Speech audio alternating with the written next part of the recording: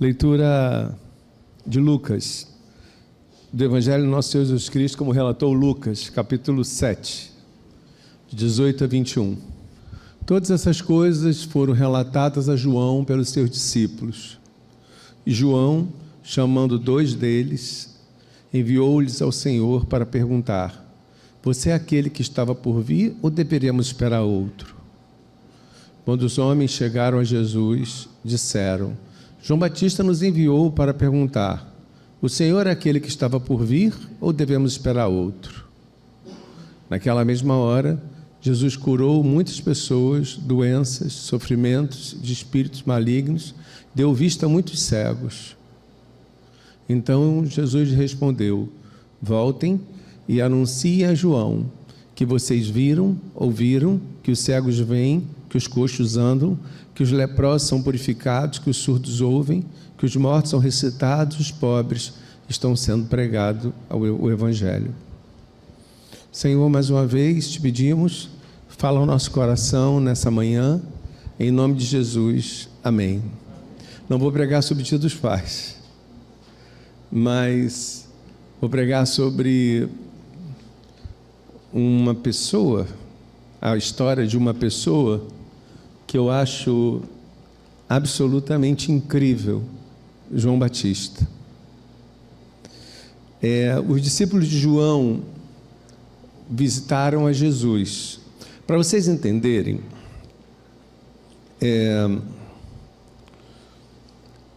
quem possuía os discípulos antes de Jesus era João Batista. João Batista era o discipulador, ele que tinha discípulos seguindo. Quando Jesus aparece, ele fala: eu não sou digno desse, eu não desato nem as sandálias, então vocês vão passar a seguir a ele. E eles passaram a seguir a Jesus. Mas eles foram visitar João na prisão e contaram para João tudo o que estava acontecendo. Disseram para João tudo o que estava acontecendo enquanto ele estava preso. Muita gente tem parado, sabe, na caminhada, mas não tem parado por falta de fé, não tem parado por não ter fé, tem parado pelo que ouve. Às vezes a gente ouve a palavra, às vezes a gente tem a consciência da palavra, mas a gente ouve outras pessoas. A gente crê certo, mas ouve errado. Os nossos ouvidos, o espaço que nós damos aos outros, o espaço que nós damos ao ouvido para dar informações erradas e lugar a pessoas erradas é enorme. Vocês sabem que eu sempre repito, eu sou professor, e eu tenho explicado para os pais sobre essa dinâmica do ouvido. A palavra não tem poder. A palavra nunca teve poder. A única palavra que tem poder é a palavra de Deus. Essa coisa de dizer a palavra tem poder, isso é mentira, isso é coisa de neurolinguista, isso é uma bobagem, porque a palavra não tem poder nenhum. O que tem poder é o ouvido. O ouvido tem poder. Porque eu não posso dizer para você que seu cabelo é lindo. Não posso dizer para você que seu cabelo lindo vai cair e o seu cabelo começar a cair. Não posso. Mas seu cabelo pode começar a cair se o seu ouvido ouvir isso. Não tem a ver com a palavra, tem a ver com o ouvido. Entendeu o que eu falei? Tem nada a ver com a palavra, nada a ver. Eu não posso estar uma pessoa passando lá do outro lado da rua e eu disser desse lado aqui, ele vai ser atropelado, e ele ser atropelado. Mas eu posso dizer para uma pessoa: hoje você vai ser atropelada, e ela ficar o dia inteiro vivendo aquela angústia, aquele medo, e aquilo fazer ela até se distrair na hora de atravessar. A palavra não tem poder. A única palavra que tem poder é a palavra de Deus. A palavra de Deus, sim, ela tem todo o poder. Mas o problema que eu explico para os pais, quando eu estou fazendo reunião de pais, é o que eles falam. O problema pior do que eles falam é do que os filhos ouvem. Os filhos ouvem e acreditam naquilo que os pais falam. Os filhos ouvem e acreditam que aquilo é verdade. E acreditam que ele não consegue. Olha, esse aqui é uma graça, mas é desorganizado, perde tudo, é inseguro. O garoto tem 3 anos, 4 anos, 5 anos. Isso aqui é muito inseguro. O problema não está no que você diz, está no que ele ouve. O problema foi o que João ouviu da prisão. João estava abatido pela dúvida e pergunta: tu és o Cristo ou eu devo esperar outro? João carregava no coração algumas profecias. Ele carregava que ele tem na sua mão direita a pá que vai limpar completamente a eira, e ele vai tirar toda a palha e vai queimar a palha. Ele falava de Jesus, e a palha que ele se referia era o poder que estava em torno de Jesus. Essa pá a que ele se referia era essa justiça que Jesus que Jesus abraçaria. E a pá, como Herodes, Herodias e tantos outros opressores que giravam naquele mundo, estavam lá. E ele, na verdade, continuava preso. Herodes continuava solto. Herodias continuava solta. Eles faziam o que queriam, e o poder daquele tempo fazia o que queria, e João permanecia preso. Então ele recebe na prisão informações que o abatem, circunstâncias que o abatem, expectativas que o abatem, Irmãos, quando a nossa expectativa for maior do que a nossa confiança, nós duvidamos. Quando a nossa expectativa for maior do que a nossa confiança, nós duvidamos. Você quer saber porque você está vivendo esse momento de dúvida? Talvez porque a sua expectativa seja maior do que a sua confiança. Considere o texto. João está sozinho, sentimento de esquecido, muito tempo preso. A gente que é presbiteriano, nós que somos presbiterianos, a gente não tem muito problema com dúvida, não. Nenhum problema com dúvida. As denominações neopentecostais, eu tenho todo o respeito a elas, crescem muito mais do que nós, muito mais. Os movimentos neopentecostais, eles têm mais problemas com isso do que a gente. Eles têm problema em sentir dúvida. A gente não. Você tem do lado do adolescente, o adolescente virou para mim, estava tendo uma reunião de oração, sabe? Aí o adolescente virou para mim e falou assim: não estou sentindo nada do que esse pessoal aí está sentindo. Eu falei para ele: fica tranquilo, não tem nada demais você não sentir nada. Ele falou: o que eu estou sentindo é dúvida. Fica tranquilo, não tem nada demais você sentir dúvida. A solidão, ela leva à dúvida. O sofrimento leva à dúvida. E a impaciência leva à dúvida. Mas por que nós estranhamos tanto a dúvida de João? Se você duvidasse, estava tudo bem. Se eu duvidasse, estava tudo bem. Mas por que a gente tem tanta dificuldade em aceitar a dúvida de João? Porque João foi o primeiro que reconheceu Jesus. João olhou para Jesus e falou assim: esse é o Cordeiro de Deus que tira o pecado do mundo. Ele reconheceu. Teve gente que andava com Jesus 3 anos, teve dificuldade de reconhecer Jesus. Verdadeiramente ele é o mestre. 3 anos andando com o cara. João Batista olha para Jesus e fala assim: Esse é o Cordeiro de Deus que tira o pecado do mundo. João Batista estava no útero da mãe e ele pulou quando viu Jesus. João Batista saltou no útero de Isabel quando viu Jesus. Como é que aquilo aconteceu? Não faço a menor ideia. Mas há algo espiritual nesse homem. A Bíblia diz que não há maior no mundo do que João. Ele é o maior entre os homens. Então, João reconhece Jesus. O texto fala, os nascidos de mulher, não há igual a João. João, no útero da mãe, reconhece Jesus no útero de Maria. João estava batizando Jesus, de repente ele ouve uma voz do céu e fala: esse é meu filho amado, em quem me comprazo.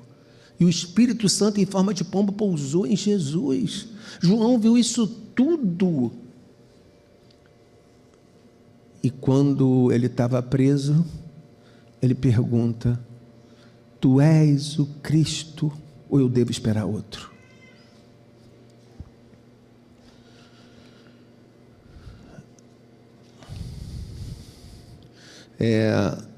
A dúvida carrega consigo uma coisa: a dúvida carrega consigo dor. A dúvida carrega consigo dor. Só tem dúvida quem tem sede. Uma coisa a gente tem que admirar em João: só tem dúvida quem tem sede. João não finge que nada está acontecendo.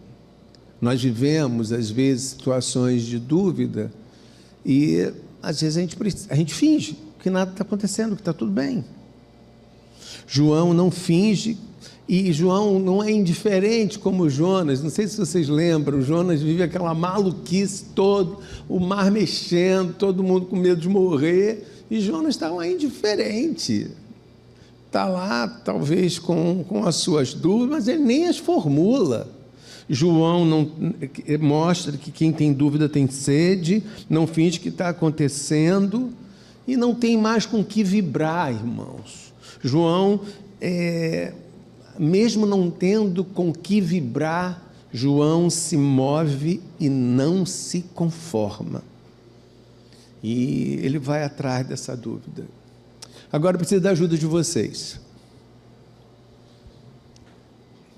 Jesus respondeu a dúvida de João, a dúvida dos discípulos de João. É assim, presta atenção. Os discípulos de João foram até Jesus e eles perguntaram: tu és o Cristo ou devemos esperar outro? Essa pergunta não é dos discípulos de João, essa dúvida é de João. João pega os discípulos, manda os discípulos até Jesus, porque ele está preso. O discípulo pergunta: tu és o Cristo ou devemos esperar outro? Mas a minha pergunta é: ele respondeu? 2 minutos para você me dizer. Olha aí na Bíblia, nós estamos em Lucas 7:18. 2 minutos para você responder. Fala com a pessoa que está do seu lado aí, por favor.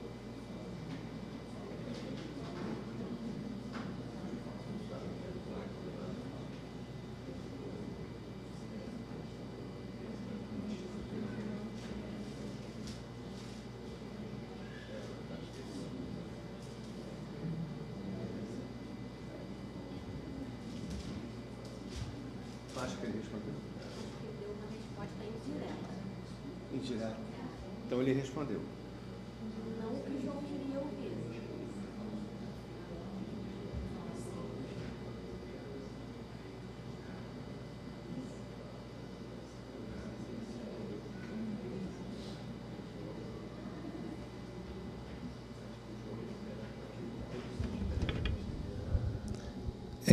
Os que acham que João respondeu, direto ou indiretamente, levanta a mão. Quem acha que João respondeu, levanta a mão.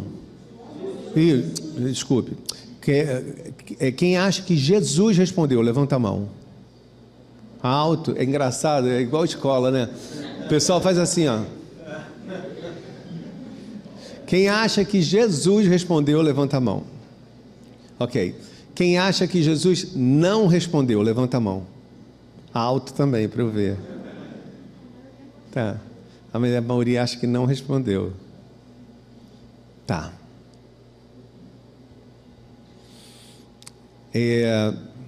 Ela falou daqui. Desperta, né? Falou assim, ele respondeu, mas não respondeu. Ele respondeu da maneira indireta, mas respondeu sem responder. Eu falei assim, tá bom. Olha só, gente.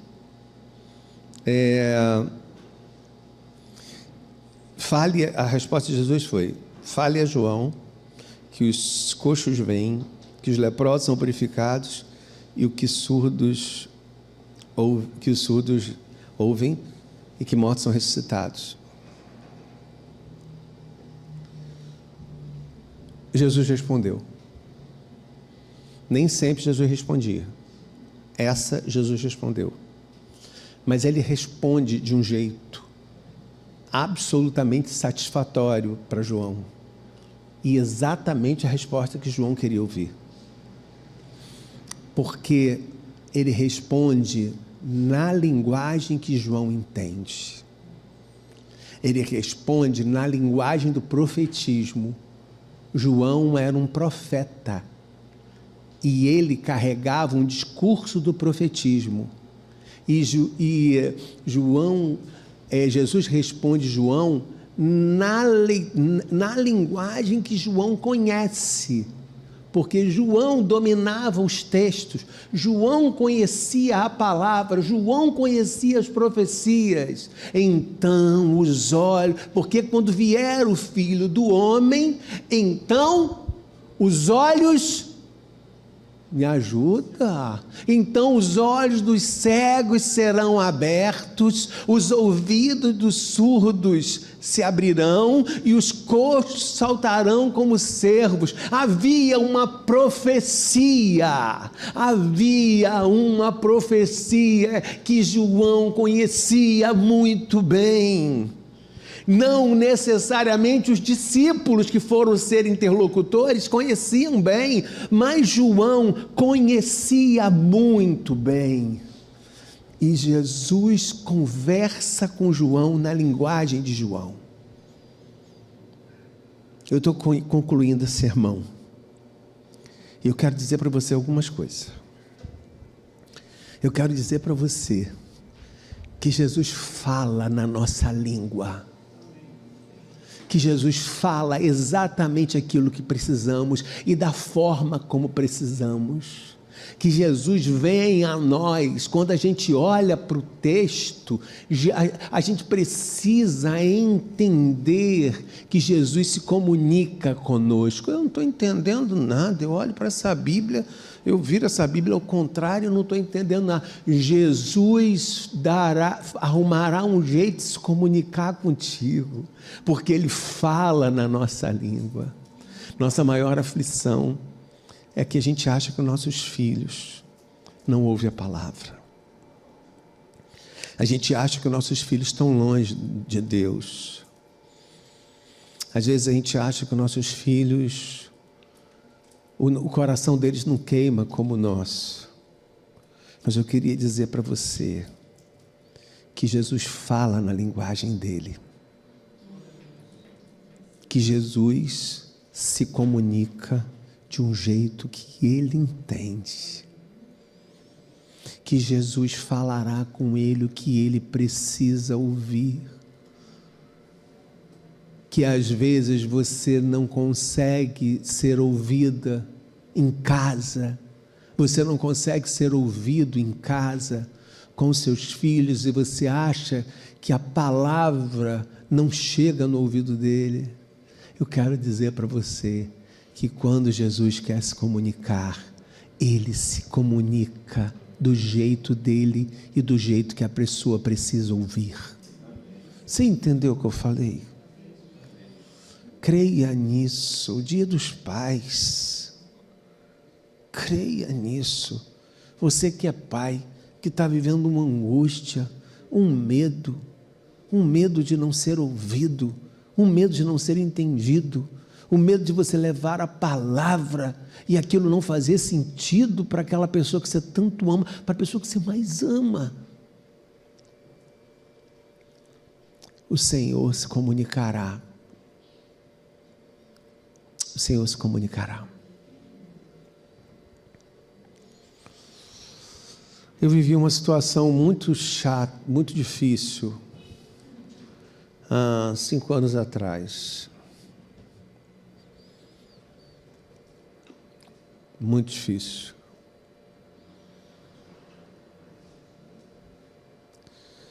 E eu tive que denunciar uma pessoa na justiça.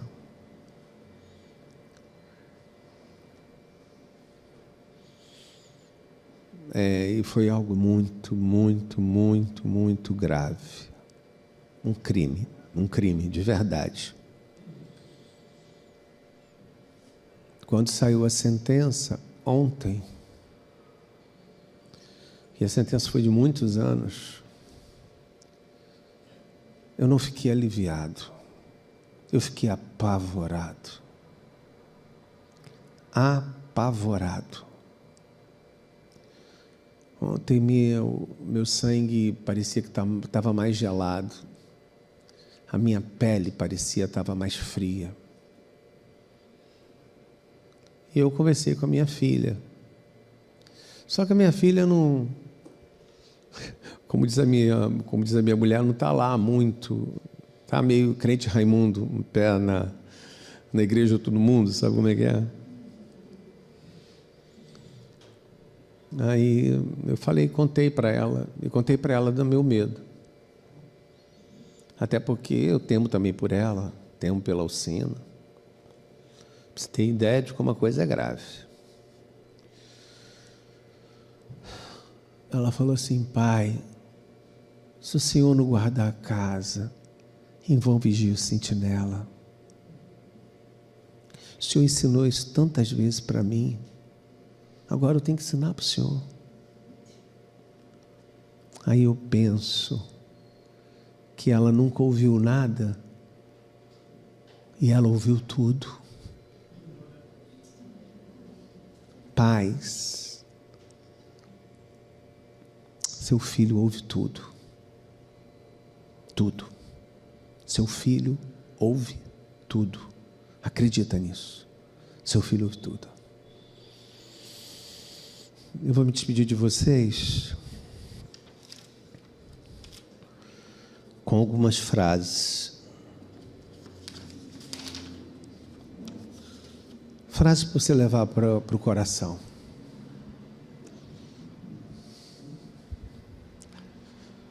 Aprenda a diferenciar a mensagem de ruído. Às vezes a gente está ouvindo muito ruído e a gente está achando que é mensagem. Não dê ouvidos a quem não te dá destino. Não dê ouvidos a quem não te dá destino. Chega de depositar esperança em coisas menores que Deus. Chega de depositar esperança em coisas menores que Deus. Damos muita atenção a quem nos persegue. Deveríamos dar atenção a quem nos distrai.